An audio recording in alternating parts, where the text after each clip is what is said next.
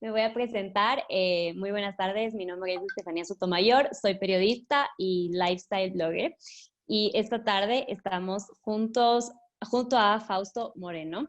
Él es especialista en medicina interna y gastroenterología y vamos a estar hablando acerca del COVID y los cuidados más allá de la mascarilla y el alcohol. Muy buenas tardes. Bueno, muy buenas tardes, Estefanía. Muchas gracias por la invitación. Aquí estoy listo pues, para poder conversar también esta plática tan importante de un tema tan importante y tan relevante ahora en el mundo entero, ¿no? Así es. Bueno, entonces yo voy a iniciar con las preguntas. Mucho se ha hablado acerca de cuáles han sido o cuáles son los cuidados necesarios y más allá de lo que ya sabemos del lavado de manos y las mascarillas, ¿qué otro tipo de cuidados se recomiendan? O si es que de verdad funcionan los otros cuidados que las otras personas están tomando, como visores, limpieza de zapatos, etcétera, etcétera. Claro, bueno, indudablemente todo tipo de acción que evite o que mejore el aseo en general, ¿no? Es importante. Va a depender mucho del lugar donde yo estoy, de la situación en que me encuentre. Indudablemente, la protección más importante y más representativa para el público en general es la mascarilla, ¿no? El lavado de manos. No precisamente el alcohol, tal vez podría complementarse con eso, pero suficiente un buen lavado de manos, normas de aseo siempre por delante. Cuando se visita lugares o cuando se anda en la calle, pues estar con su mascarilla. Es muy importante esto porque eso evita que en algunas circunstancias, si nos exponemos a alguien que podría estar enfermo, pues nos puede contaminar o nos puede, en este caso, infectar, debido a la distancia que estemos en caso de que esa persona no esté con mascarilla, ¿no? Y nos hable muy de cerca o tosa de un momento abrupto, y pues entramos en una situación de vulnerabilidad en ese momento y nos podríamos infectar.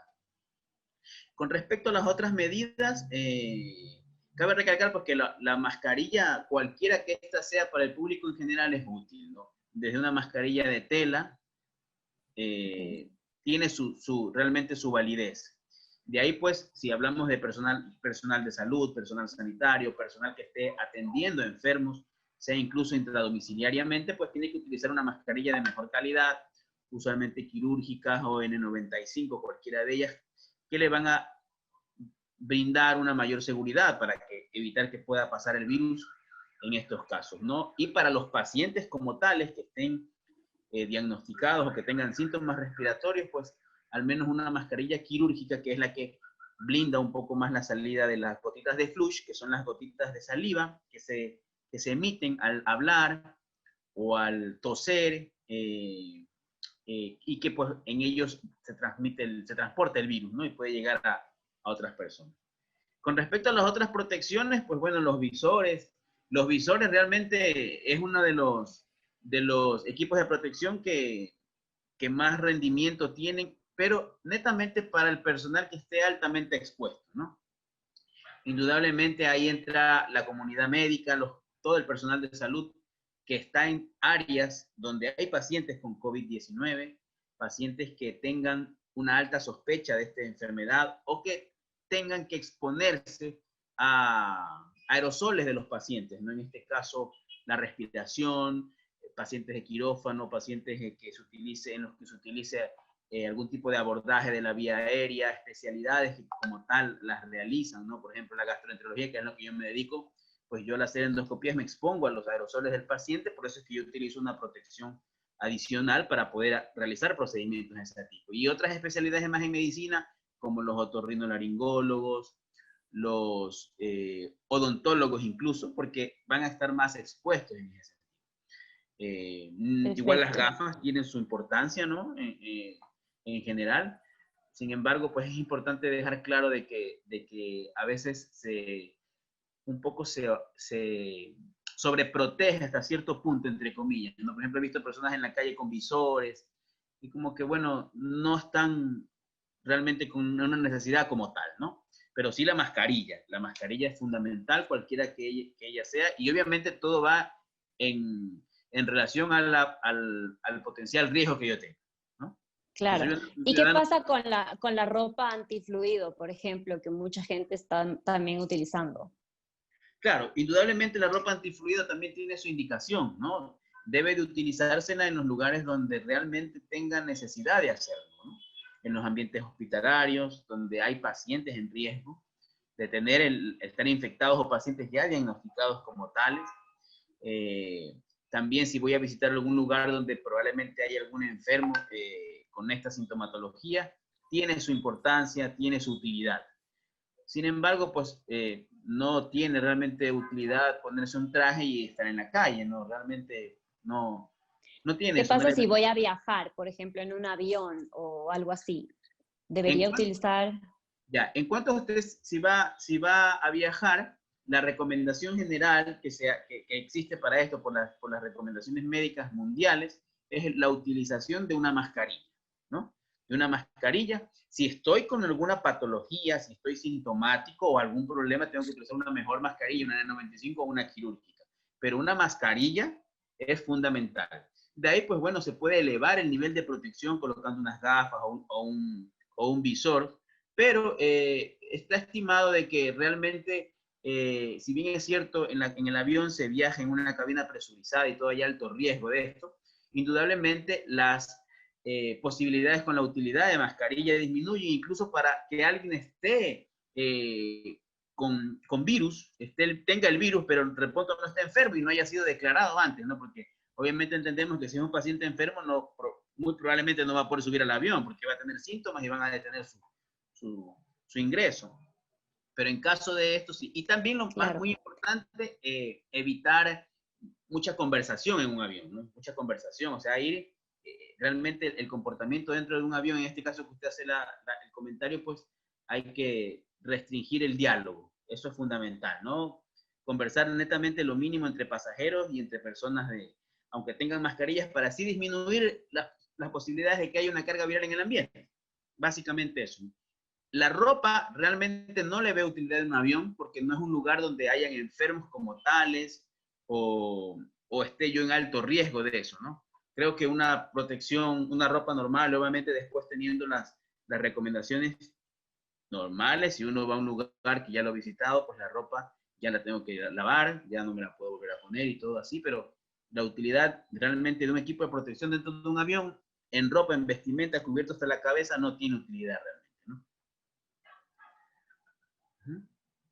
Perfecto. Y con respecto a los zapatos, que todavía como dejamos en la casa, O sea, afuera de la casa, los claro, desinfectamos, que nos desinfectan también al entrar en varios lugares. claro, la evidencia científica en cuanto a la transmisión del SARS-CoV-2, que es como se llama el virus, este tipo de coronavirus, la evidencia científica es que se puede transmitir a través de fomites, o sea, de objetos que pueden transportar el virus en este caso, ¿no? Podría ser de pronto un teclado de una computadora, un mouse, algún objeto que algún enfermo lo haya tocado alguna de sus secreciones, sean orofaringeas, nasales, lo pueda contaminar y a través de eso otra persona se infecta y se los lleva a los ojos o la mucosa respiratoria y va a entrar el virus. Ya.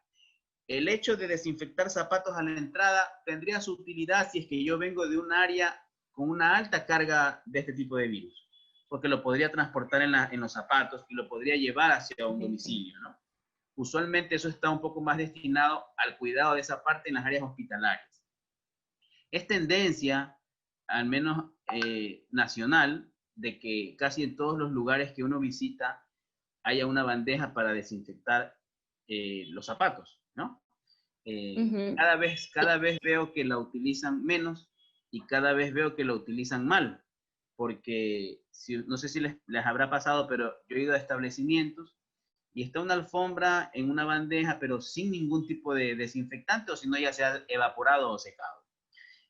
No se toman ciertos importancia en cuanto al recambio de ese líquido, y más bien eso beneficiaría para algún otro tipo de germen que uno podría ingresar ahí en este caso, este establecimiento. Pero yo creo que si bien es cierto, es una medida de protección, pues realmente también tiene su aplicación, ¿no? También tiene su aplicación. Claro. Y Cuando compramos, por ejemplo, los alimentos en el supermercado, cuando traemos a la casa, comenzamos a desinfectar todo Exactamente. esto, ¿todavía hay que hacer eso? O, o con la comida rápida que uno también compra, ¿qué medidas se debe tomar en ese caso? Mire, todo eso es controversial realmente, ¿no? Yo, por ejemplo, he tenido pacientes, cuando veía muchos casos de COVID, que me hablaban justamente de eso, de que el único contacto que habían tenido era con la persona que les llevaba los alimentos, el delivery, el transporte nada más, ¿no? Y lo relacionaban que se habían expuesto de esta manera a la enfermedad. Lo que sí le puedo decir es que está plenamente establecido científicamente de que el virus está en objetos y a través de eso yo me puedo infectar mis manos o alguna región de mi cuerpo e ingresarlo a mi cuerpo y poder infectarme. Eso está establecido, realmente sí. Todo depende de la carga viral de lo que estemos viviendo en ese momento, ¿no? Si la persona que me transporta los alimentos está enfermo, por ejemplo, y unos segundos antes, al entregarme el producto, tosió y puso sus manos y todo, justamente pudo haber contaminado las fundas o las envolturas de ciertos alimentos que vienen así, y yo al tocarlos, o por el mismo, la misma ventilación, de pronto puede ingresar a mi tracto respiratorio. Puede darse la situación. De hecho, creo que es un mecanismo totalmente aceptado que puede pasar esto. Sin embargo, todo depende de la situación, ¿no? En los actuales momentos, como está al menos, le hablo en la ciudad de Guayaquil, de donde soy, en cuanto a la enfermedad y la carga viral en general, es mucho menor que antes.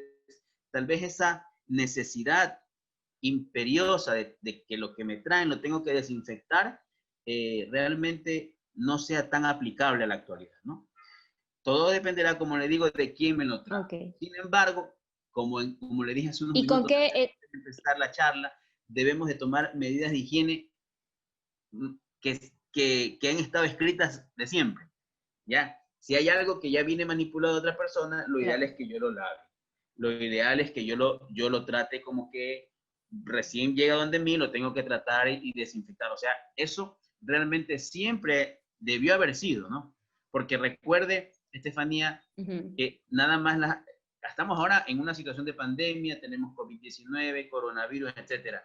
Pero estas recomendaciones son realmente desde hace muchas décadas, porque virus como estos y otros más que han habido y seguirán habiendo por mucho tiempo y a través de la humanidad, a través del tiempo, se transmiten de esa manera y así se siguen transmitiendo muchas enfermedades. Entonces, las medidas de aseo hay que tomarlas siempre.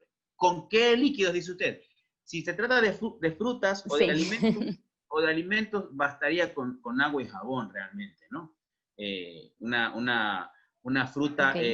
una fruta que voy a ingerir, pues no le puedo poner ningún tipo de sustancia química porque la voy a deteriorar o la puedo contaminar más y tener un problema de otra índole. Pero en todo caso, el lavado de los objetos, de los utensilios en que lleguen y todo, y de las frutas en este caso, de las envolturas, tener una manipulación bastante adecuada, sobre todo si sospecho de que podría haber alguna posibilidad de contaminación a través de ese tipo, o soy una persona vulnerable, porque eso es fundamental, ¿no? La persona vulnerable es más predispuesta a que pueda de esa manera ingresar, porque si hablamos de una persona un poco más saludable, tiene menos posibilidades de que una carga viral de ese tipo baja realmente, lo enferme mucho, ¿no? Probablemente cursará sintomático ese cuadro, Claro. pero una persona vulnerable, tal vez sí, entre los cuales están ancianos, diabéticos, enfermos pulmonares crónicos, renales, hipertensos, cardiópatas, enfermos del corazón, podría de pronto tener otro panorama verse en ellos, ¿no? Perfecto. Tenemos algunas preguntas aquí. Dice, ¿qué cuidados deberíamos tener en restaurantes ya que estamos 100% sin mascarilla? Así es. Bueno, es una excelente pregunta. No sé si vendrá de Guayaquil o de Quito, pero por ejemplo en Guayaquil hay muchos restaurantes ya abiertos. El aforo en el semáforo es al 50%. Sin embargo, tenemos restaurantes que por su tamaño, pues igual el 50% de su capacidad son bastantes personas, ¿no? Lo más importante de un lugar así concurrido como un restaurante es el distanciamiento, ¿no? Es el distanciamiento, especialmente de las mesas. a veces van familias a comer a un restaurante, pues bueno, entre ellos, que ya son personas que viven juntos, que son conocidos, ellos pueden compartir un área privada entre ellos nada más. Y obviamente las mesas separadas, no menos de 2 metros, que es la recomendación básica en que hay evidencia de que puede transportarse mediante el flujo de aire el virus, ¿no? Pero lo más importante es el distanciamiento, ¿no? Porque efectivamente en el restaurante no podemos estar con mascarilla todo el tiempo porque hay que comer, no podemos comer con mascarilla. Entonces, Claro. obviamente, hay momentos en que se está sin mascarilla, pero el distanciamiento es fundamental. Y el control al ingreso siempre es importante, ¿no? Una persona que pueda establecer un control de ver si alguien no está enfermo, y pues si dentro del establecimiento se pueden colocar afiches, porque si alguien tiene síntomas respiratorios, preferible abstenerse de ingresar o estar en un área externa donde haya circulación de aire, donde sea completamente menos riesgoso alguna contaminación, pues, ¿no? Porque igual puede alguien a veces enfermo y poder ingresar a un restaurante y lastimosamente contaminar a otras personas. Entonces esas recomendaciones también hay que hacerlas, pues, y ya queda en la conciencia de cada persona también, pues, ¿no?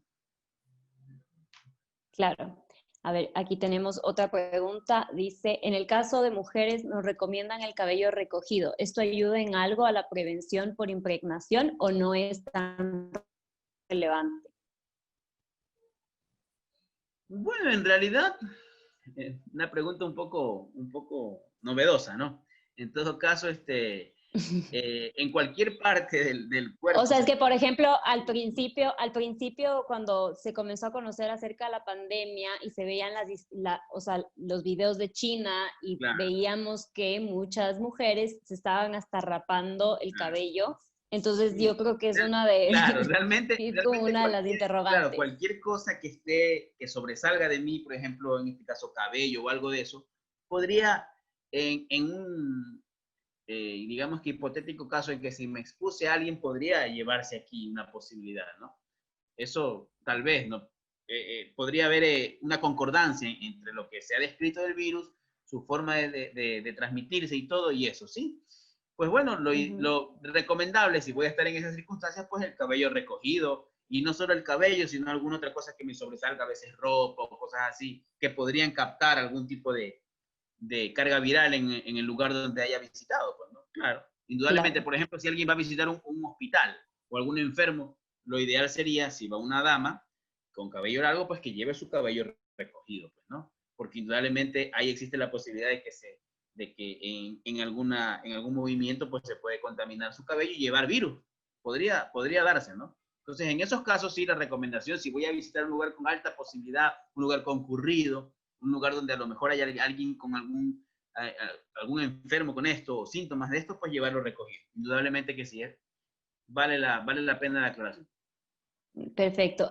Acerca del reutilizamiento de las mascarillas, ¿se pueden reusar?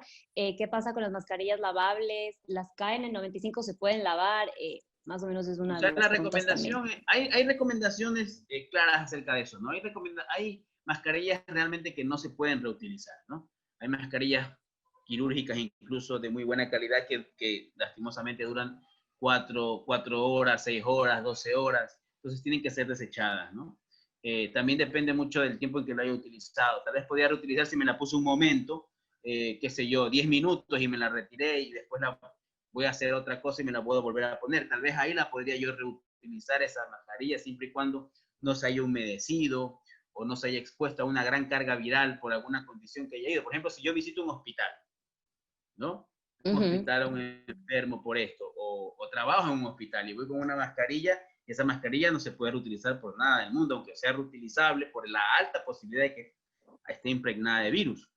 Hay otro tipo de mascarillas lavables, las que podrías utilizar el ciudadano común en general.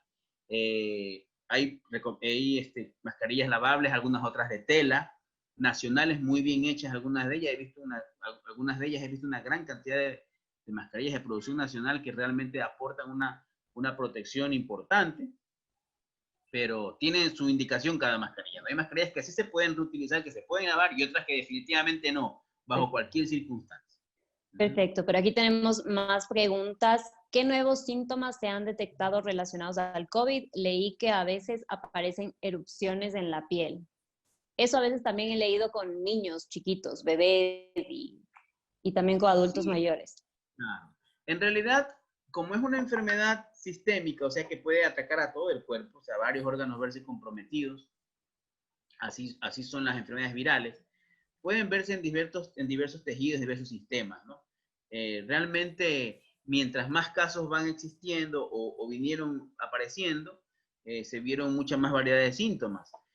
Los síntomas comunes, la fiebre, el dolor de cabeza, la cefalea, el malestar, la tos, síntomas digestivos también muy comunes en el inicio de la pandemia, también se han descrito. Los síntomas o las lesiones cutáneas también se han visto, ¿no? Lo que me ha llamado mucho la atención y de hecho está también descrito en la literatura es situaciones secundarias a formaciones de pequeños trombos, ¿no?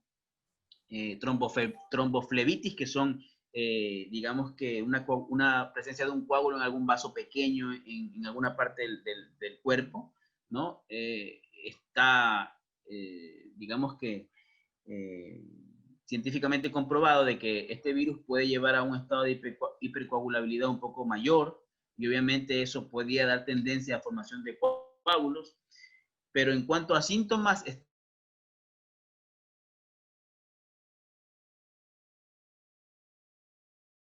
tipo, cada vez, no, o sea, no todos los pacientes se presentan igual.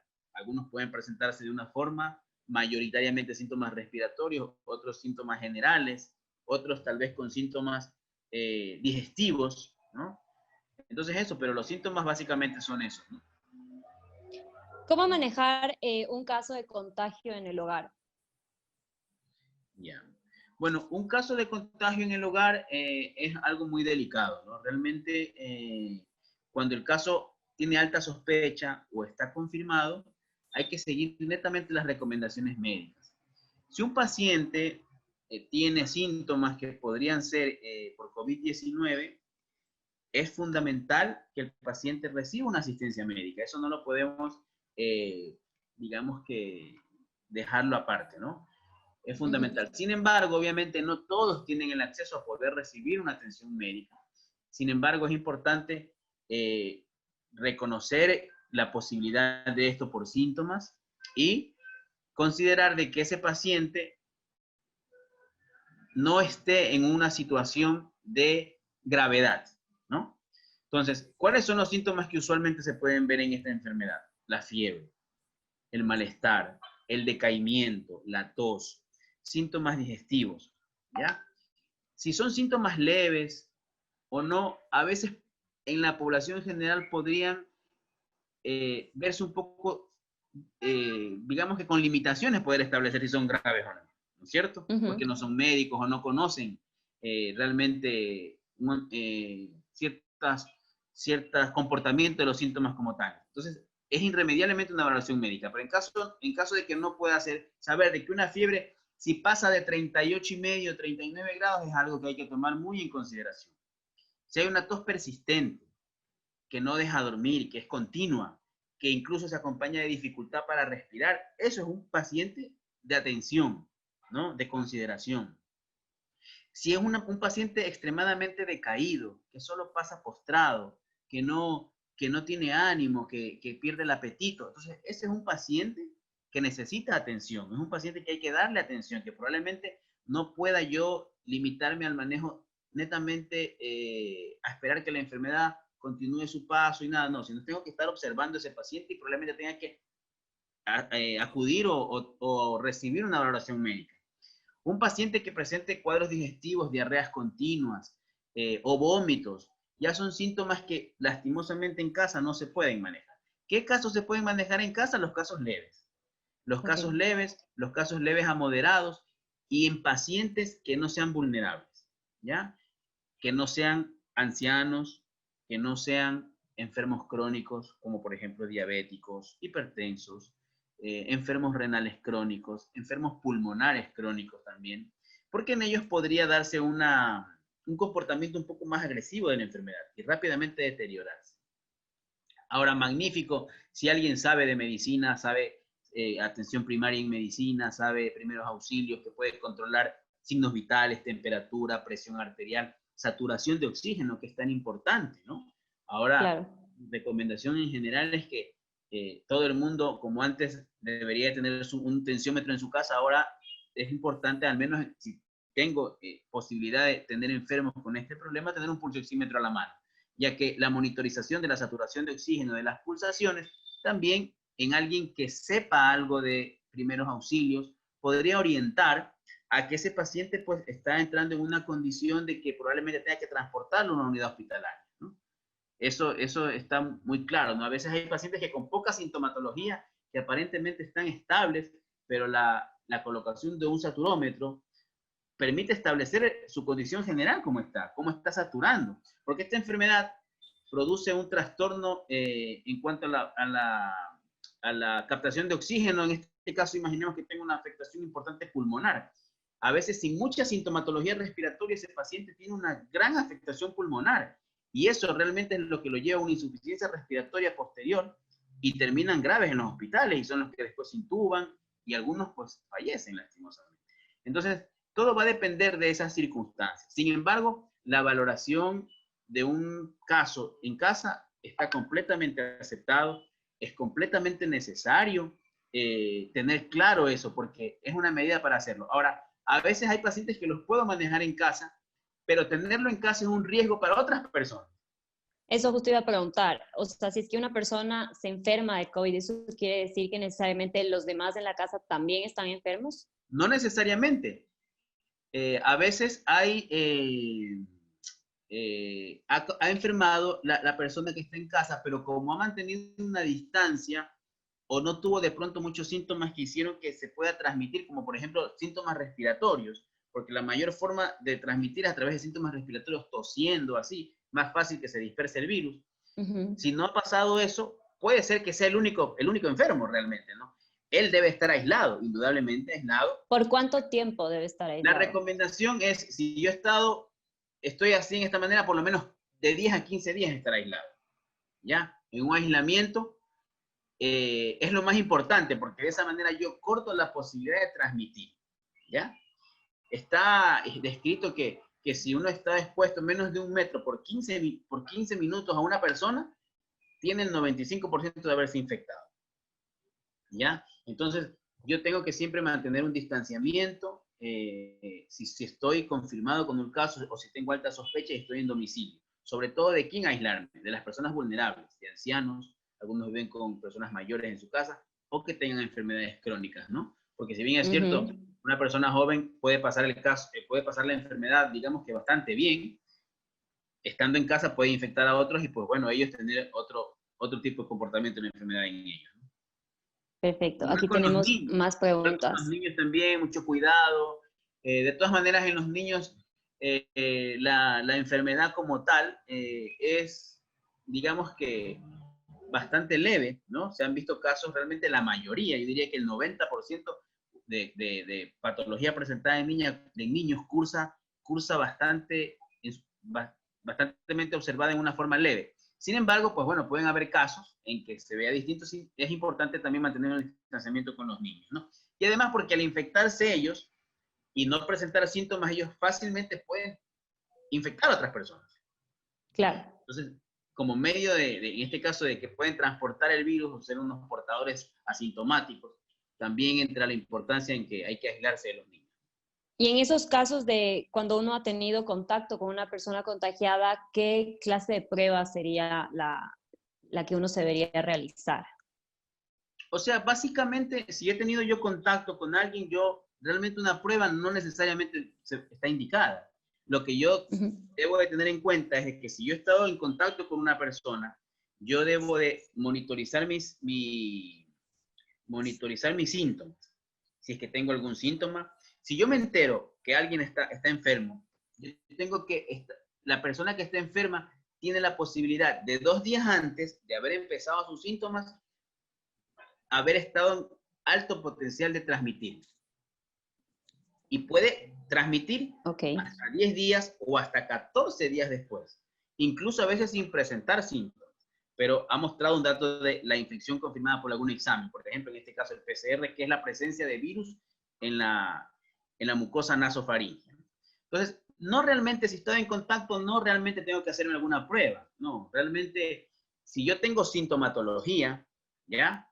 Ahí yo necesito evaluarme. Si tengo sintomatología, mi sintomatología empieza muy característicamente, empieza muy fuerte y voy a una atención médica, ahí tienen que diagnosticarme en ese lugar, en el área médica donde yo asista.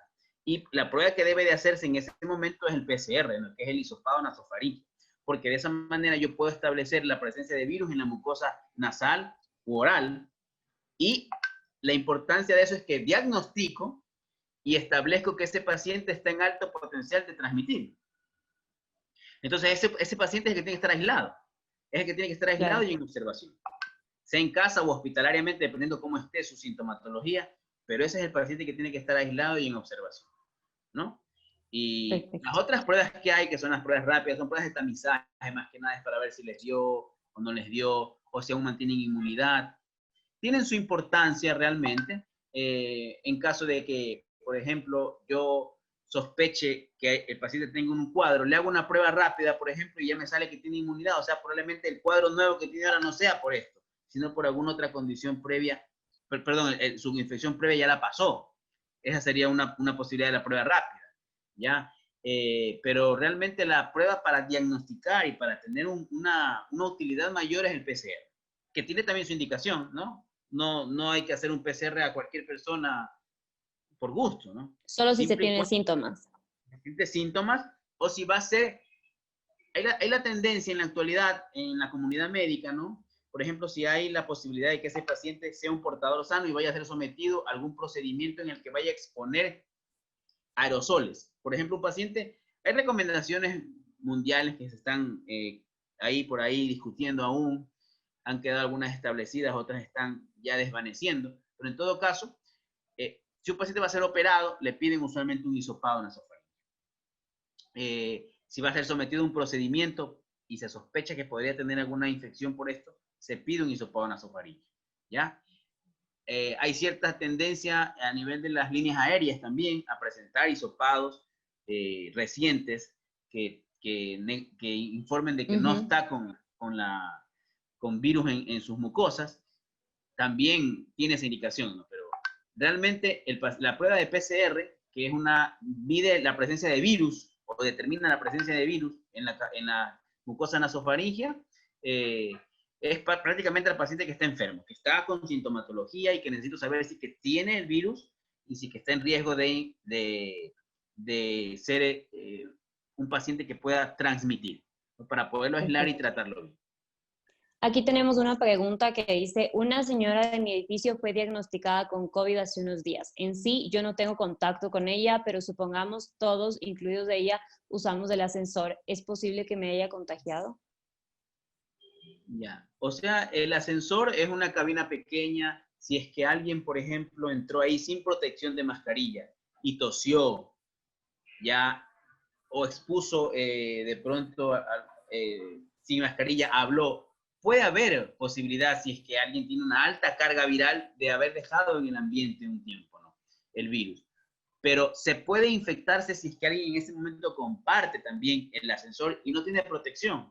Las posibilidades por medio del ascensor, si bien es cierto, podrían existir, pero son muy bajas realmente, muy escasas, ¿no? Así que no pienso que haya que alarmarse por eso, más bien que chequee sus síntomas, que más bien mantengan en contacto con los demás familiares de la paciente infectada, porque ellos podrían proporcionar información de cómo está la enfermedad, de que si no hay más miembros de la familia infectados. Eso es importante en la comunicación, ¿no? Más bien no tratar de hacer esto como un mito o como, digamos que, marginar o menospreciar a una persona que está con esta enfermedad. No, al contrario, deberíamos mostrar interés porque indudablemente la comunicación nos va a ayudar a saber cómo está la situación, al menos en el lugar donde ella está viviendo, ¿no? Porque de repente comienzan a aparecer más casos y la situación cambia.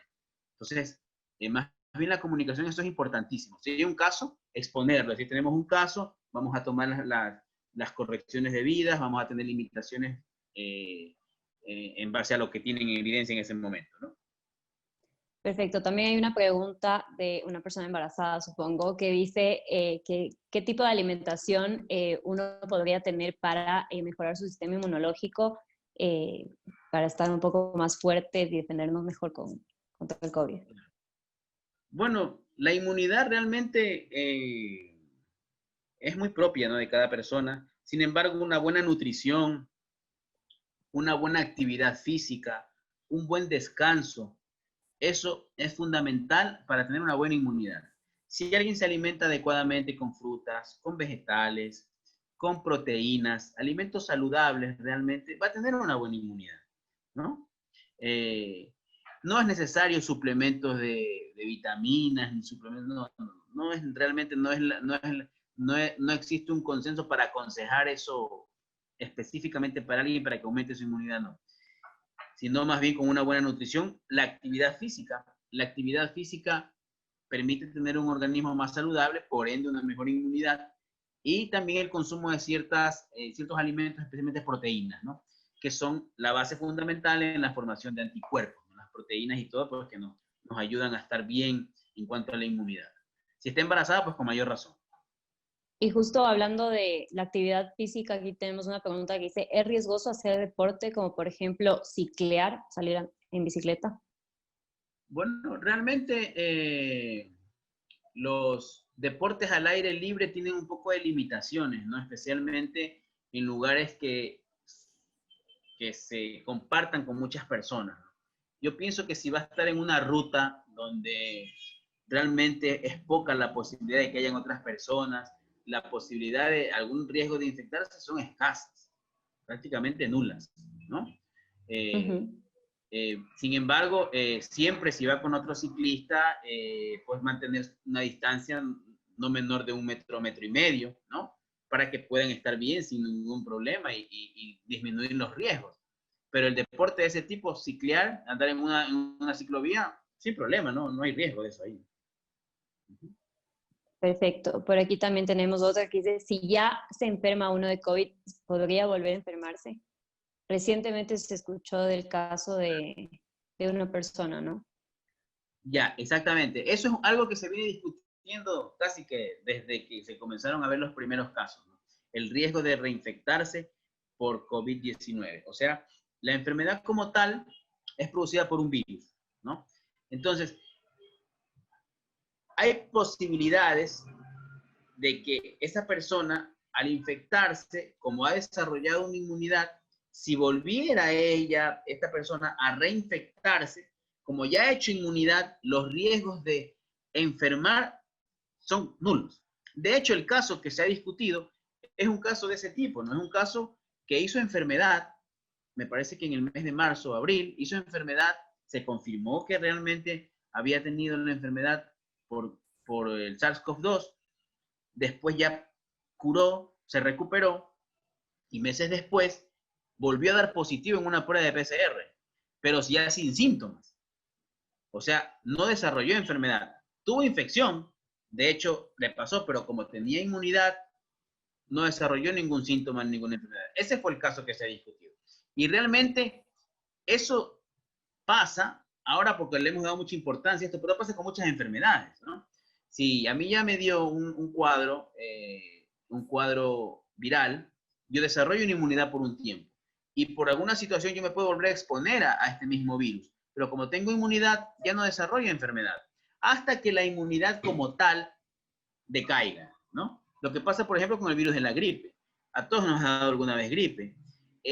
Sin embargo, probablemente si nos da gripe en enero y nos volvemos a exponer en marzo, a lo mejor ya no tenemos ningún síntoma o la pasamos muy leve, ¿ya? Pero si nos volvemos a exponer 2 o 3 años después, tal vez nos dé nuevamente, porque el tiempo de la inmunidad va disminuyendo la carga de anticuerpos a través del tiempo, ¿no? Entonces, esto es también lo que se está discutiendo, de cuánto van a durar estos anticuerpos. Pues yo creo que van a durar lo que usualmente duran, más de 6 meses, usualmente un año, ¿ya? Y por eso es que es importante la vacuna, ¿no? sin ¿Y lugar a usted dudas. cree que entonces la vacuna tendría que, el rato que ya haya una vacuna, debería ser como por ejemplo la vacuna de la influenza que hay que colocarse Exactamente. cada año? Muy probablemente se llegue a esa situación. Ajá. Hasta que se vea, ¿no? Todavía hay mucha tela que cortar en esto, Estefanía. O sea, faltan muchos años de investigación. De hecho, hay muchas enfermedades que tienen 30 años todavía discutiéndose sus vacunas, si les hacemos refuerzo o no. O sea, realmente esto recién empieza. Aquí pasarán 30 años y todavía se hablará de esto. Y todavía habrá Claro. investigación acerca de esto. Entonces, a futuro, yo creo que va a ser eso de que habrá una vacuna, que de hecho ya hay una que está ya mostrando gran efectividad y probablemente a fin de año ya se comience a usar ampliamente. Habrá que poner algún refuerzo 1 o 2 años después, de seguro. Esa va a ser la tendencia. Como usted muy bien acaba de decir con la influenza. Claro. También hay una pregunta acerca de este tema también que se hablaba muy al principio de la pandemia, que es en el caso de que exista un contagio de animales por el virus. ¿Qué medidas preventivas se debería tomar cuando los animales de compañía u otros animales están en contacto directo con humanos que se sospecha o que se ha confirmado que están infectados por SARS-CoV-2?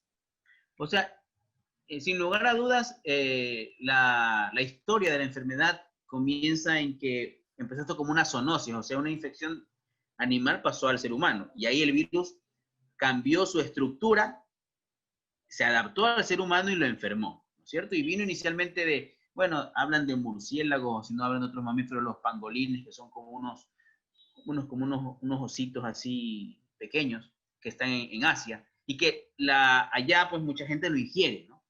Entonces, en estos mercados pues se contaminaron y empezó como una zoonosis transmitida al ser humano. Sin embargo, la evidencia actual, Estefanía, es de que el ser humano no le puede pasar a ningún animal. Ok. ¿Ya? No hay evidencia de eso. O sea, con toda tranquilidad nuestras mascotas se pueden acercar y todo porque no hay ningún problema ni de que ellos nos infecten o viceversa. Sin problema. Uh-huh. Aquí hay otra pregunta. ¿Le da valor al uso de hidroxicloroquina o ivermectina como profilaxis para el COVID-19? Escuché al jefe de servicios médicos del municipio de Guayaquil sobre el uso de cloroquina en el personal municipal. Claro. O sea, cuando recién empezó toda esta situación, hubo mucha desesperación hasta en la comunidad médica, ver qué funcionaba y todo. Pero ya entendiendo la enfermedad como tal, tratamiento hay que tenerlo claro de que no existe, ¿no? Medicina profiláctica tampoco existe, ¿ya? ¿Qué pasaba con esos medicamentos? Actuaban hasta cierto punto por su composición, por su bioquímica, por su forma de actuar en el ser humano, bloqueando ciertas reacciones que la enfermedad como tal producía, ¿no? Pero indudablemente eso se traducía a evitar un poco más los síntomas, a que la enfermedad de pronto tenga un curso un poco menor, pero no es curativa. Ya está demostrado que tiene más riesgos que beneficios, al menos la cloroquina. La ivermectina, hay estudios que la amparan, pero realmente tampoco está netamente aceptada, así que eso es dejarlo claro, ¿no? Sin embargo, pues, como al momento no hay más evidencia, aún se siguen utilizando estos medicamentos como parte del tratamiento, ¿no? Pero, Claro. como le dije hace un momento, falta todavía muchos años de discusión y probablemente salgan a flote ahí realmente lo que benefició o no benefició en esta enfermedad. Es verdad. Hay una pregunta que se repite 2 veces y es acerca de, nuevamente, del cuidado en casa. Dice, ¿qué deberíamos hacer con las personas que se están ahogando en casa? Claro. Bueno, si es una persona que están sospechando que tenga una infección o que tenga COVID-19, si está con esa sintomatología de que le falte el aire, tiene que ser trasladado a un hospital, ¿no? A una unidad médica, ¿ya?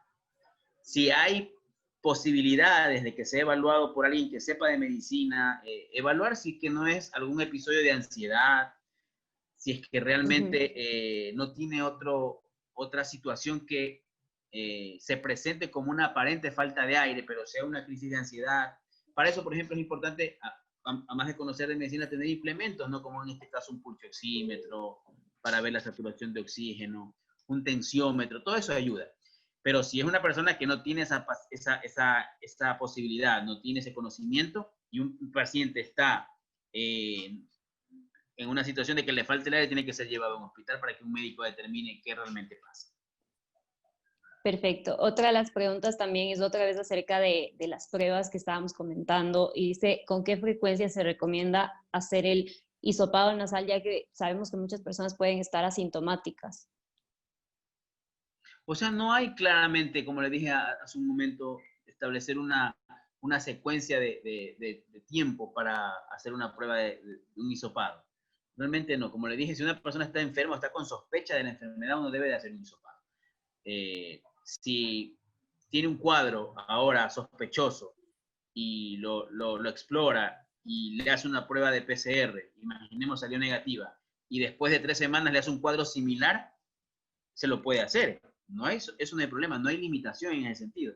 Pero tiene que ser la prueba con la indicación que es, ¿no? O sea, tampoco no hacerla por hacer, porque eso realmente es un problema, porque a veces se utilizan demasiado las pruebas y no están bien dirigidas. Eso es importantísimo, dirigir bien las pruebas.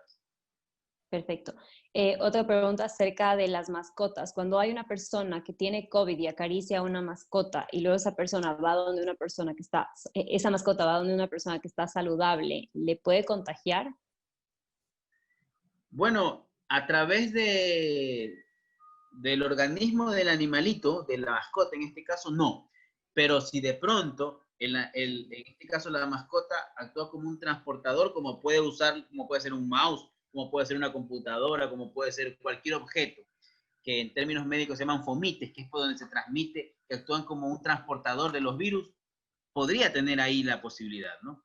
Pero en sí que la mascota, en este caso un perrito, un gatito, la mascota que tenga, transmitirle la enfermedad y luego la mascota llevarle la enfermedad como tal a una persona, no. Eso no hay evidencia de eso. Perfecto. Y bueno, a ver, yo tengo esta pregunta. Ahora que el 12 de septiembre se acaban las restricciones y cambiamos como a una etapa de cuidados, ¿cuáles son sus consejos?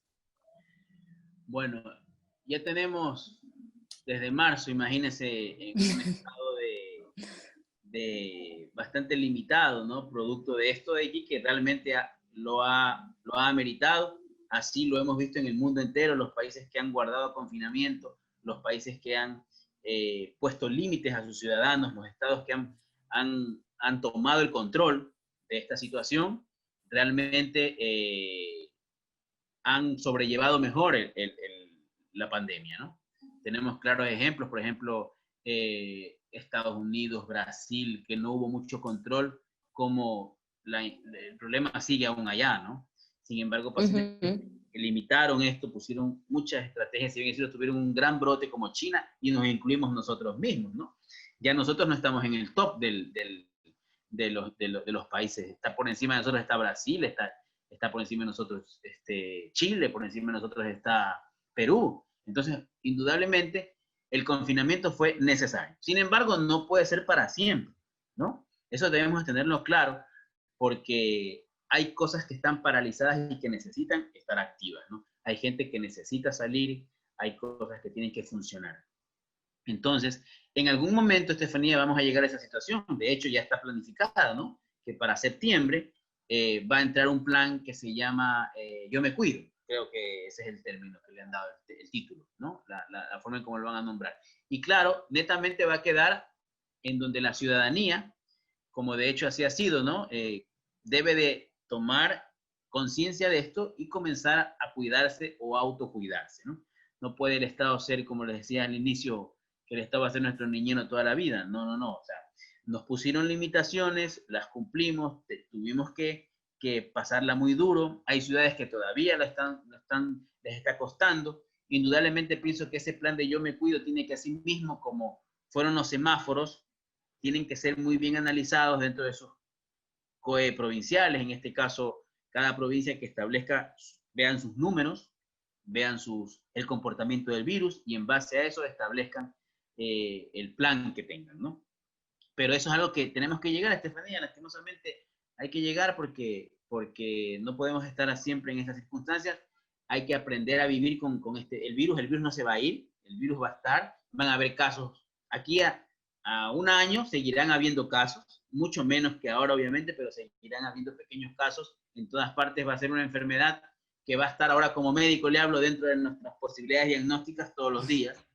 Nos llega un paciente con un cuadro Justo eso respiratorio. yo ayer estaba pensando. Yo decía como que no sé si ahora ya nadie se enferma de otra cosa y todo el mundo tiene COVID.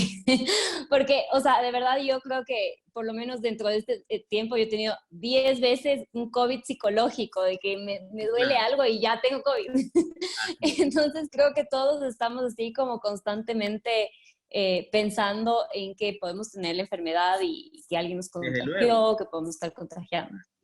Claro, eso indudablemente va a pasar, ¿no? Y bueno, y por eso saber de que estas medidas no, no podemos dejarlas, lastimosamente. Hay que mantener el distanciamiento. Tal vez aquí en un año ya no se use mucho la mascarilla por las calles, tal vez. Se me ocurre, me voy a un año de aquí. Pero vamos a tener que mantener el distanciamiento, mejorar la cultura en cuanto a una enfermedad respiratoria. Estefanía, lo que le decía al inicio, antes de empezar la charla, de que esto de la utilización de la mascarilla, el lavado de manos, el distanciamiento si tengo alguna enfermedad respiratoria, o sea, se ha visto ahora tan en boga, pero realmente es algo que siempre se debió haber hecho. Es más, es una norma fundamental de cultura, ¿no? Si estoy enfermo no puedo ir porque tengo que cubrirme y todo. Entonces, eso es lo que siempre debimos haber hecho, ¿no? Entonces, obviamente, estas normas no se pueden quitar. Esperemos que la gente haya tomado mucha conciencia. Los 6.000 y pico de muertos que tenemos, tal vez más declarados, y yo no recuerdo, más de 100.000 casos que ya tenemos, 111.000 creo que vamos en casos de COVID-19, pues que hayamos toda la población haya tomado conciencia, pues, y obviamente de que hay normas de que hay que cumplirlas siempre, el aseo, el aislamiento de un enfermo respiratorio cuando está con muchos síntomas y pues bueno, los cuidados en general. Esperemos que la vacuna llegue pronto para tener un poco más de esperanza de que esto se controle y tengamos fe de que como ciudadanía tenemos que poner de nuestra parte para que esto vaya mejor en bien de todos, ¿no? En bien del país, en bien de todos. Perfecto, muchísimas gracias. Yo creo que esas son todas las preguntas y ha respondido bastantes interrogantes que muchos teníamos acerca de este tema que es tan importante y que nos ha estado rodeando la cabeza y el centro de conversación de todo el mundo, qué se hace, qué no se hace, los mitos, y creo que sí nos ha podido responder Claro, muchísimo.